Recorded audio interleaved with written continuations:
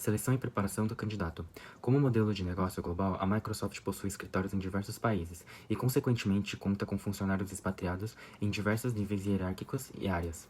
O processo de expatriação na empresa geralmente é gerenciado pelo Departamento de Recursos Humanos, que, em parceria com as equipes de gerenciamento da empresa, definem os perfis profissionais necessários para manter as operações em outros países. Antes de ser expatriado, o funcionário passa por um processo seletivo interno, que avalia a capacidade técnica, experiência profissional e habilidades interpessoais, além de identificar se o profissional está apto a morar em um novo país e adaptar-se à cultura local.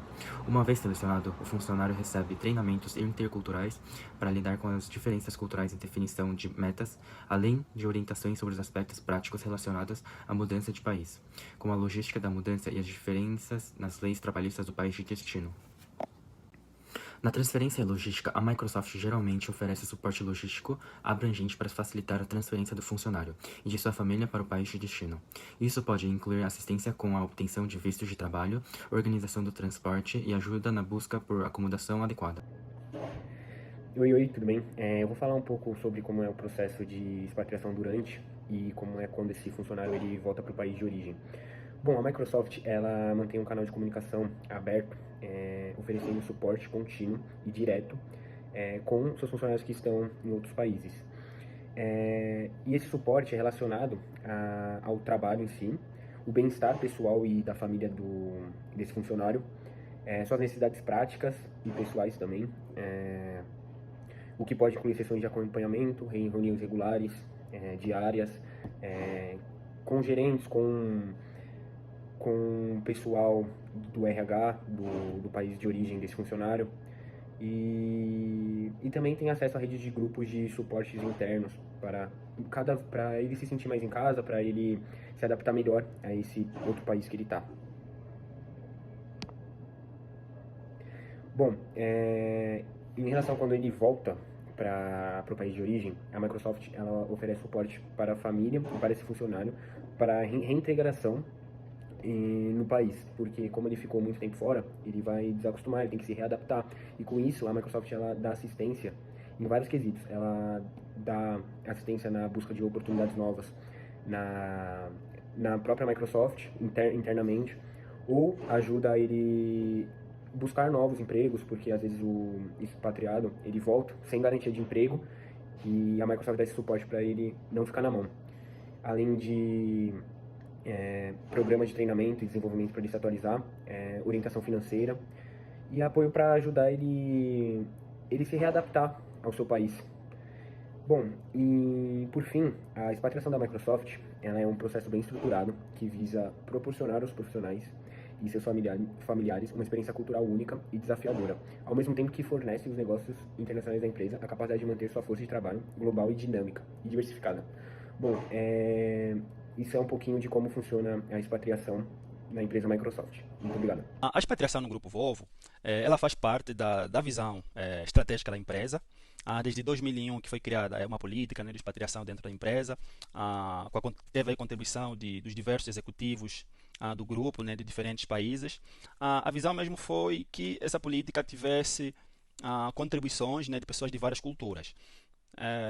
Os critérios que eles levam mais em consideração para a expatriação, um dos principais tem a ver com o tempo, tá? Funcionários que estão há mais tempo na empresa. O outro critério tem a ver com a essencialidade, ou seja, qual vai ser a relevância desse funcionário uma vez mandado fora.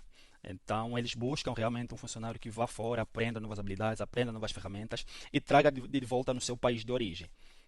O perfil de funcionário mais selecionado nesse processo de expatriação dentro da Volvo são aqueles colaboradores que estão mais tempo dentro da empresa, funcionários de alta liderança, da gerência, funcionários mesmo mais sêniores, né?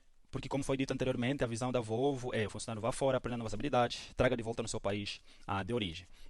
Por isso até que existe aí um tempo, tá? Um tempo de duração desse processo de expatriação, que é de 2 a 6 anos. Então o funcionário vai fora, no país, né, que ele é expatriado, depois desse período ele volta no seu país de origem. Vale enfatizar que a Volvo ela tem um processo preparatório para a expatriação, então ela dá auxílio para a obtenção de passaporte, toda a questão que envolve documentação, então obtenção de visto, faz o agendamento da passagem, a questão da mobilidade. E uma vez que o funcionário chega ao país de destino, né, que ele é expatriado, a Volvo também faz a contratação de serviços de uma empresa né, que administra serviços de expatriação, né, para que o funcionário chegue nesse país, mesmo não conhecendo, tenha todo auxílio sobre como se locomover, como é que funciona a cidade. Então, a Volvo ela acompanha o funcionário desde o início do processo até o final. Boa noite, pessoal. Vou falar um pouco sobre o caso das Havaianas. As Havaianas é uma empresa brasileira, fundada em 1962. E até ali, final da década de 80, ela só se restringia a fazer produtos bem simples, baixo custo e que não atendia boa parte do mercado. Então, outras empresas foram surgindo, foram ganhando posições de clientes e tal, e eles foram perdendo posição de mercado. Percebendo isso, eles decidiram fazer um estudo mais aprofundado sobre seu segmento, né, seu público-alvo e tudo mais, e definiram fazer uma linha de sandálias top. Eles iam inovar desse modo simplório que faziam até então, para buscar referências no mundo da moda. Isso atrelado à internacionalização da empresa. Eles iam visar países com referências de moda, como Itália, França, países asiáticos, Estados Unidos, e fazer essas sandálias voltadas para uso desse público. Então eles visaram esse público-alvo, fazer uma linha mais top para uma galera de poder aquisitivo maior e junto disso a internacionalização da empresa. Esse processo de internacionalização teve vários desafios, como principalmente questão de recrutamento nos países que seriam internacionalizados, em questão de recrutamento, desenvolvimento do funcionário, questão cultural da empresa, atrelada à questão cultural do país que eles estariam imergindo e muito principalmente questão de necessidades específicas, né? Cada país tem um horário de trabalho mais usual, comum, e para encaixar isso tudo com a empresa aqui no Brasil. Esse exemplo da Havaianas, ele foge um pouco do padrão que hoje, normalmente, principalmente na época, né, da década de 80, 90, era muito comum empresas de tecnologia, bancos e tudo mais, fazer esse caminho de internacionalização. A Havaianas, uma empresa de sandálias, de moda, quebra um pouco desse paradigma e conseguiu se colocar no mundo exterior, no mercado exterior, com uma empresa forte, com status, patrocinando eventos de presença de galerias, né, de modas, de eventos do seu segmento e acompanhado de uma estratégia agressiva de internacionalização, que eles fizeram de modo bem rápido, bem incisivo e que deu certo. Então é um case de sucesso as Havaianas nessa questão de internacionalização. Os pés dizem muito de qualquer pessoa, mas são eles que dizem tudo de um brasileiro. São os brasileiros que têm os pés mais famosos do mundo, os mais alegres do mundo, os que mais gingam no mundo.